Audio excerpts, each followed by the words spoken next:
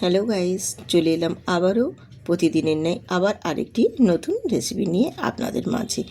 বাড়িতে যদি দুটো আলু আর একটি গাজর থাকে, তাই দিয়েই কিন্তু বানিয়ে নিতে পারবেন আজকের এই সুস্বাদু স্ন্যাক্স রেসিপি। তো এই রেসিপিটা বানানোর জন্য সেরকম কিছু উপকরণ লাগে না, শুধু দুটো আলু আর একটি গাজর দিয়েই বানিয়ে নিতে পারবেন। ভীষণ সহজ, যে কেউ দেখলেই একবার যদি দেখে ঝট করে কিন্তু বানিয়ে নিতে পারবেন।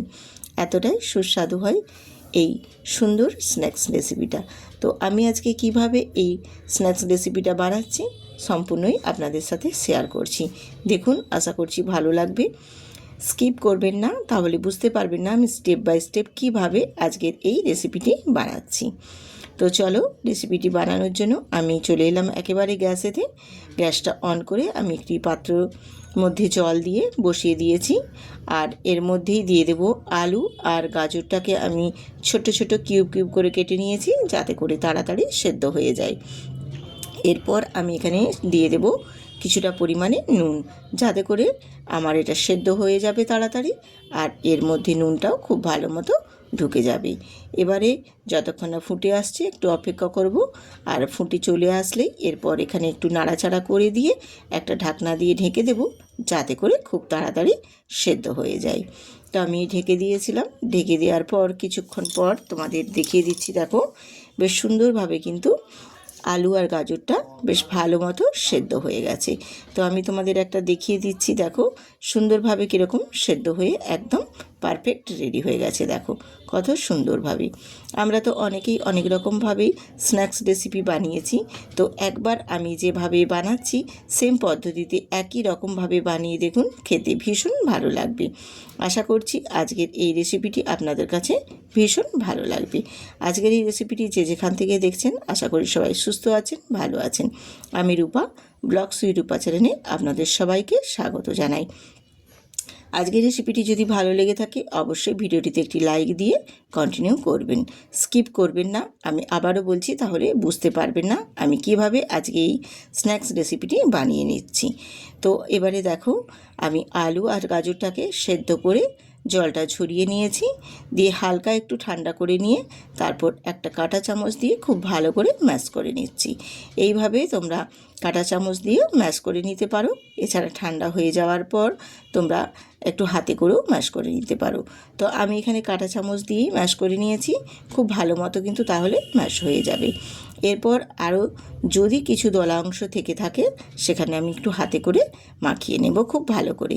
তো এরপর আমি এখানে কিছু উপকরণ অ্যাড করে দিচ্ছি, যেমন দিয়ে দিলাম এখানে সামান্য অল্প একটু স্বাদের জন্য নুন দিয়েছি, কারণ নুনটা আমি আগে দিয়েই সেদ্ধ করেছি, সেই জন্য নুনটা কিন্তু দেখে পরিমাণ মতো কিন্তু দিতে হবে। তার জন্যে অল্প একটু সামান্যই কিন্তু আমি এখানে নুন দিয়েছি। আর দিয়ে দিলাম একটা কাঁচা লঙ্কা কুচনো দিয়েছি, আর জিরে গুঁড়ো দিয়েছি হাফ চামচ, আর আদা গ্রেট করে নিয়ে দিয়েছি হাফ চামচ, আর দিয়ে দিয়েছি ফ্রেশ ধনেপাতা কুচি। জিরেটা গুঁড়ো করাই দিয়েছি, ওটাও দিতে পারো, গোটা দিলেও ভালো লাগবে, কিন্তু আমি এখানে গুঁড়োটা দিয়েছি, কারণ জিরেটার গুঁড়োটা দিলে এর ফ্লেভারটা আরও সুন্দর আসে, তার জন্য জিরে গুঁড়োটাই দিয়েছি। তোমরা গুঁড়োটাও দেওয়ার চেষ্টা করবে, এছাড়া গুঁড়ো না হলেও গোটাটা দিলেও সেটাও কিন্তু বেশ ভালো লাগে খেতে। দিয়ে খুব ভালো করে আমি একটু হাতে ঠেসে ঠেসে আরও ভালোভাবে একটু ম্যাশ করে নিচ্ছি, মাখিয়ে নিচ্ছি। তার কারণ এর মধ্যে যদি কোথাও কোনো অংশে একটু গোটা থেকে যায় আলু বা গাজর, সেক্ষেত্রে খুব ভালো করে কিন্তু একদম মাখিয়ে নিতে হবে। দেখো আমি যেইভাবে এরকমভাবে মাখিয়ে নিচ্ছি, তাহলে কিন্তু কোথাও একটু দানাভাব থাকবে না।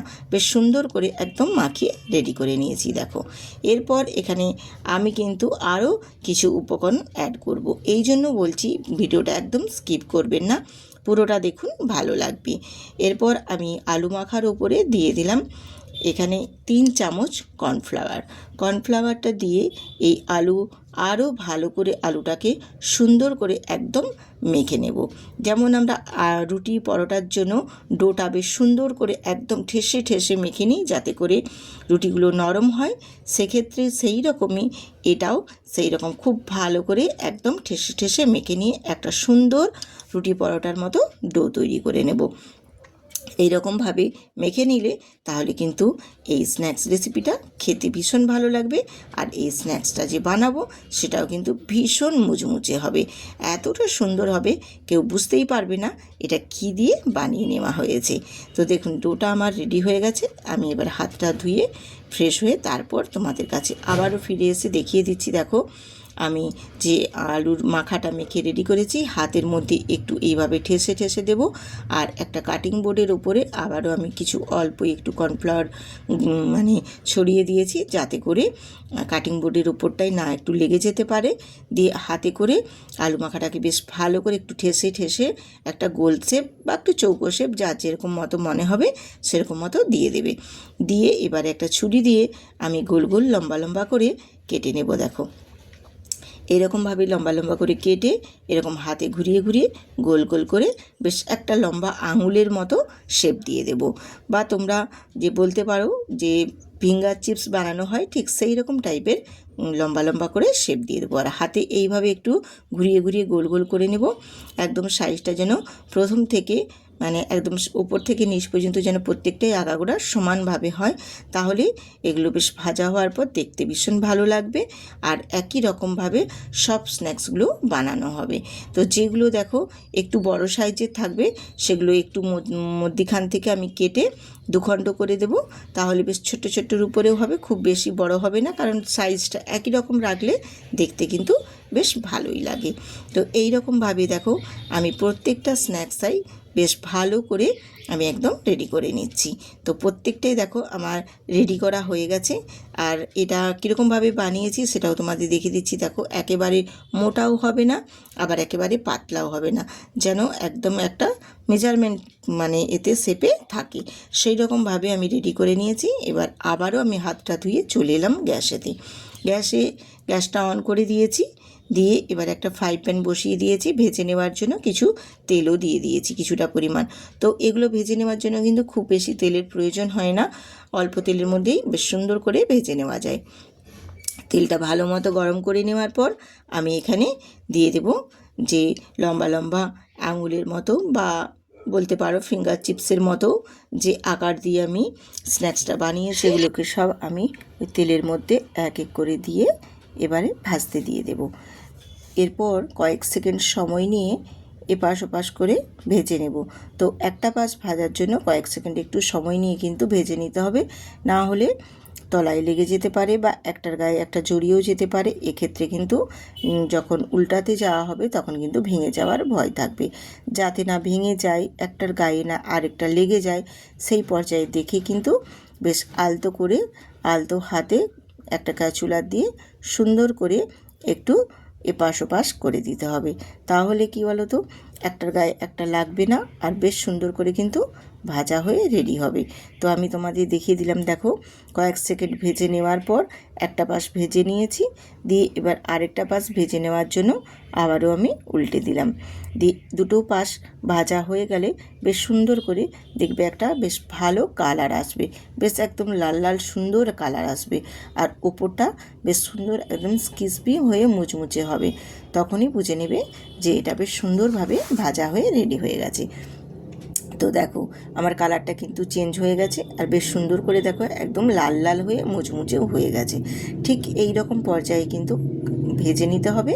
ভেজে নেওয়ার পর আমি এগুলোকে সব তুলে নেব। এবারে দেখো আমার কালারটা চেঞ্জ হয়ে বেশ সুন্দর কিন্তু ভাজা হয়ে গেছে। দিয়ে আমি এবার এগুলোকে তুলে নিচ্ছি। এবার এইগুলো প্রথমবারে আমি যেগুলো ভেজে নিয়েছি সেগুলো তুলে নিলাম। দিয়ে এবার ওই তেলের মধ্যে আমি বাকি যেগুলো আছে সেগুলোকেও ঠিক একই প্রসেসে একই রকমভাবে সবগুলোকেই ভেজে নেব। যদি আজকের আমার এই রেসিপিগুলো ভালো লাগে তাহলে অবশ্যই কিন্তু চ্যানেলটায় সাবস্ক্রাইব করে বেল আইকনটি প্রেস করতে ভুলবেন না। আমি আমার এই চ্যানেলে আরও নিত্য নতুন অনেক সুন্দর সুন্দর স্ন্যাক্স রেসিপি শেয়ার করেছি, চাইলে তোমরা দেখে নিতে পারো। আর পরবর্তীকালে আরও যাতে নিত্য নতুন রেসিপি আপনারা পেতে চান তাহলে অবশ্যই কিন্তু চ্যানেলটিতে সাবস্ক্রাইব করে বেল আইকনটি প্রেস করে রাখবেন। তো দেখুন আপনাদের সঙ্গে কথা বলতে বলতে আমার বাকিগুলো সব ভাজা হয়ে গেল। আমি সবগুলোকে তুলে নিয়ে তারপর আপনাদের সাথে দেখিয়ে দিচ্ছি। দেখো কত সুন্দর মুচমুচে হয়ে ভাজা হয়ে গেছে। আর প্রত্যেকটাই দেখো ভেজে নিয়ে তারপর রেডি করে আমি আপনাদের সাথে সার্ভ করে দেখিয়ে দিচ্ছি। দেখো দেখতে কতটাই সুন্দর এবং কতটা লোভনীয় হয়েছে। বাচ্চারা যখন বিকেলে স্ন্যাক্সের জন্য কিছু খাবার আড়ি করবে তখন কিন্তু এইভাবে বানিয়ে দিতে পারবেন, এতটাই সুন্দর হয়।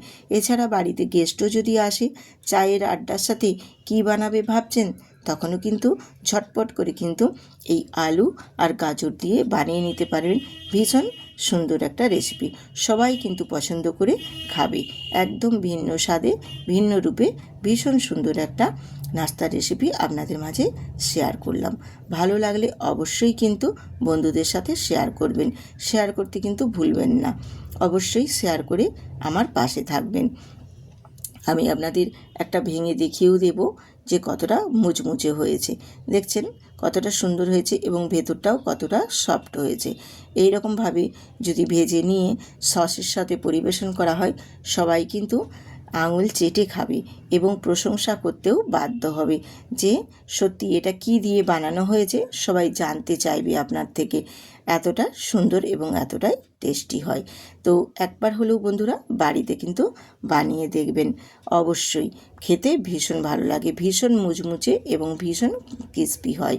তো আজকের এই আলু স্ন্যাক্স রেসিপিটা আপনাদের ভালো লাগলে কমেন্ট করে পাশে থাকবেন। আবার আসবো এরকম নিত্য নতুন রেসিপি নিয়ে।